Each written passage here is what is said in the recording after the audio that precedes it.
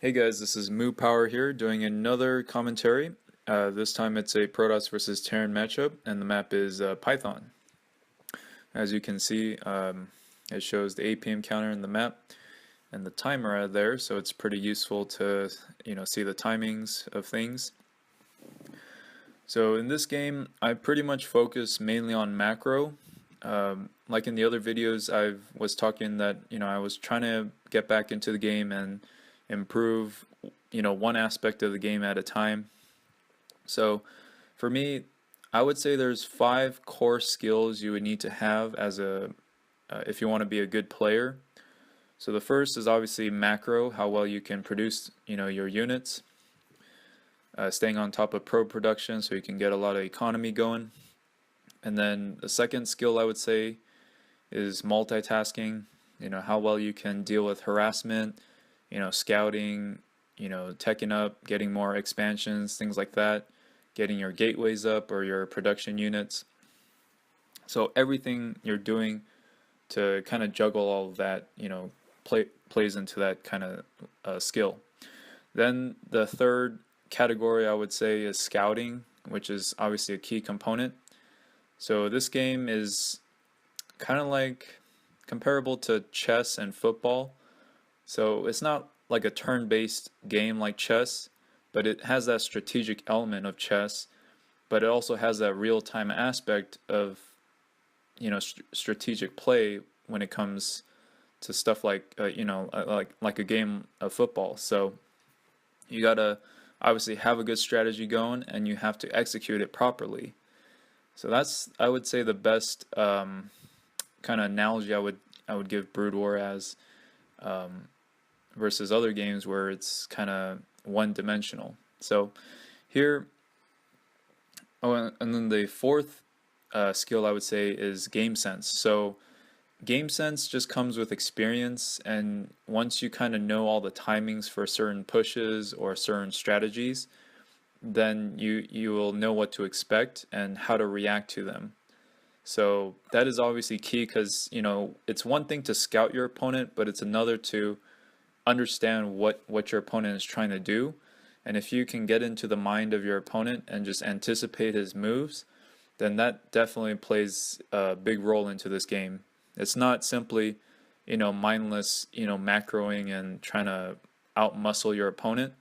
There is a lot of strategic element here, and trying to psych your opponent out and try to trick your opponent and showing him false information or things like that. So game sense definitely plays into here, and then obviously micro is very key as well. But I put micro last because I feel like the other four, if you really get those down first, that would help you much more than it is to try to improve micro. I can't say for other races because I know micro is very important for certain matchups, like Terran versus Zerg. You have to control your medic and marines against lurkers and lings, or against mutas very well, and same for Zerg. So for those races, it might be more important for micro, but for me, I feel like these 5 skills in that order would probably be the best way to improve quickly. Because I mean, Zealots and Dragoons will do what they need to do, like once they're in range of the enemy. Um, I'm not saying I wouldn't micro at all, but I'm just trying to give emphasis on which skills I would want to develop first. So yeah, so if you notice in the beginning of the game, he actually managed to wall off his base completely. So I'm left in the dark as to what strategy he's using. So at this point, I could expect a 2 factory push. I could get drops. He could go for drops, or he could just simply go for fast expand. Now, the reason why it's so crucial for him to deny scouting is because now I have to invest in getting some early units, because if he goes for a 2 factory, I have to be able to deal with that. So I have to play it safe. Whereas he can play a little greedy because he knows that I don't know what he's doing, and he could take advantage of that by cutting corners and just getting a quick expansion, or teching up or going for two factories. So it really, can throw you off if you don't know what your opponent is doing. So here, I see that his vultures was just trying to lay some mines up ahead. So that kind of tells me that he's probably not doing a two factory push. Because a two factory push, he kind of has to wait for all his units to gather, and then he'll start pushing after he accumulates 4 or 5 tanks, sometimes even 6, and then he'll get his couple vultures, and then he'll have his vultures just constantly rallying to my base at that point, because the vultures are quick enough and they build pretty fast while the tanks kind of survive. So honestly, if he did go two factory, I probably would have lost, because two factory is just that powerful. Because if you think about it, I mean, you would think that two gateways would match two factories, but you also have to take into account the vulture mines, because in a straight up fight, Dragoons, would lose, because you have to deal with the vultures, you have to deal with the mines, and then the tanks have a further range than the Dragoons. So at that point, the Dragoons will either die to the mines or they'll just get destroyed by the tanks. So there's just too much to deal with for the Dragoons at that early in the game. So if he did go two factory, which could have been a smart move by him if he did, but he decides to play it safe and go for a fast expand. And the reason why I know that he went for a fast expand now is because it's past 6 minutes and his vulture was laying a mine in the front or in the middle of the map. Usually that tells me he's just trying to be defensive and keep my Dragoons back. If he was if he was the aggressor, he wouldn't have needed to make a defensive posture like that by setting up mines in the middle of the map to kind of deter me from pushing forward until I get observers. So that kind of gives you a little hint or a clue as to what your opponent is doing. Even though I haven't technically scouted his base, that little piece of information, told me, oh, I probably am not dealing with a two factory, because he's setting up mines to try to deter me from pushing. So little things like that can go a long way to, telling you what your opponent is doing. So you see, I see he laid some mines staggered in front to try to, defend. And yeah, so that's why I feel comfortable taking my third base right away, because I know he's going for his expansion, which he did. And when I look at his natural expansion, he only had like a couple tanks. So that tells me he must be either teching up or he might be trying to get greedy and take a third base. So my observers are going to scout the top right, or the top left, eventually, to see exactly if he did that. So here I'm just trying to complete my pylon wall, because obviously vultures, once they get in your probe line, it's just, they die so quick. It just takes 2 volleys of vulture shots to kill a probe. So if they got like 4 vultures in, they're just gonna destroy your economy in seconds. You have to.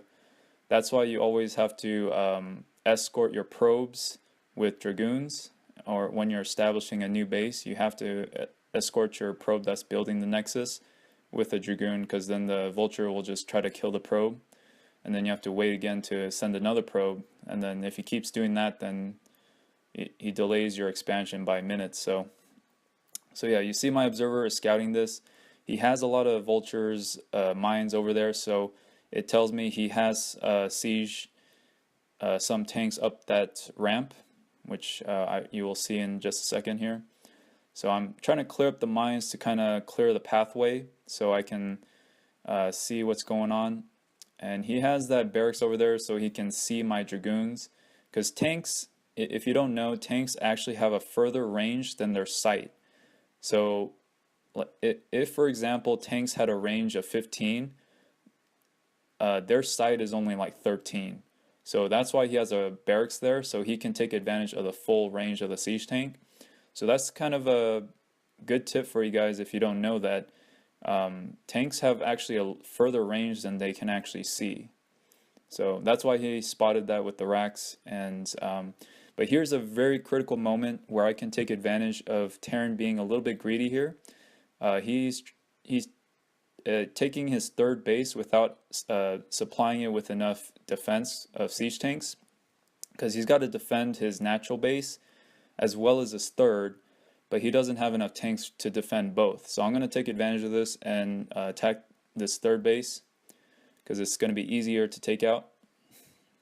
So yeah, here 2 tanks is nothing against these 2 groups of dragoons, and I'm just going to slaughter these tanks. I mean, I still take some casualties because he does have the high ground, but now I'm just going to scramble to target fire that command center so I can deny him his third base.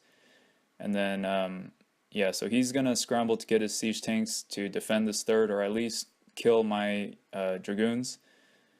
So here I managed to take out both. So I take out his command center and I deal a lot of damage to his tanks and get rid of most of them. So that was a pretty good trade for me.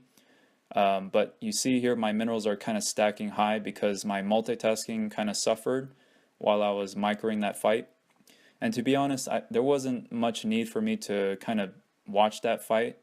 Like after the dragoons were targeting the command center, and then I tried to attack the siege tanks, I should have just immediately went back to my base and started macroing up more gateways, more probes, and things like that to get ready for the next fight. So you see, that's where my macro kind of suffered, and my multitasking part of it. So yeah, if my macro was on point, I would have had 8+ gateways by now. Because you see, I'm kind of queuing a lot of units in line, and still I have over 1,500 minerals. So that kind of shows you that if my multitasking was on point, I would have had a lot more gateways, a lot more units pumping out at this point if I made those gateways, and then I would set up this base a little bit quicker, because usually the best time to set up an expansion after the initial early game is when you're attacking, because obviously your opponent is busy defending, and then you have this sweet spot where you can make a base without any harassment or distraction. But good players like pros know that you're doing this, so they will counter harass you if they have the opportunity to. So, but most players, they'll be just too busy focusing on defending that they won't even notice that you're making another base. And it's always good to do that to throw off your opponent off balance. But yeah, here I start to try to tech up to arbiters and get my stargates. It's not terribly late, but usually pro gamers or good players get their arbiters around 14-15 minutes. So it is a little bit late for arbiters, because by the time I'll get them ready is around 15 or 16 minutes. So it's not too late, but that's just kind of the timing that you should expect. And then so just trying to get up my gateway numbers to pump out at the rate I need to, because remember, I have 4 bases coming up now, so I will have the economy to pump to support this. So every time you expand, you want to add more gateways and keep up with the production. So yeah, at 13 minutes, 165 supply. It's not too bad of a macro. I could have been a little bit better, again, with those points where I had a lot of minerals stacked up. But here now I'm coming in with the zealots, and I'm just streaming in to the tank lines.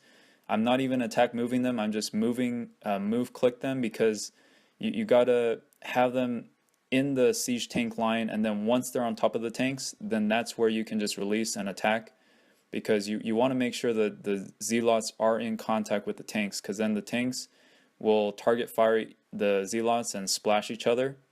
And then that's where you have a lot of advantage to take out the Terran army.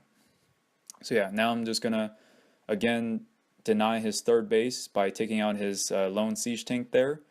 And then here it's looking pretty good in my situation, and he calls GG. So yeah, I think he may have a little underestimated me because of my initial rank of D. And But yeah, that was just a kind of a textbook example of how macro kind of won me the game. I just outproduced him, and he tried to get a little bit greedy with that third base. And he does mention that it is a bit hard on this map to for Terran to get a third, because you saw that he was kind of spread a little bit thin between his natural and his third base, so he couldn't necessarily defend both easily.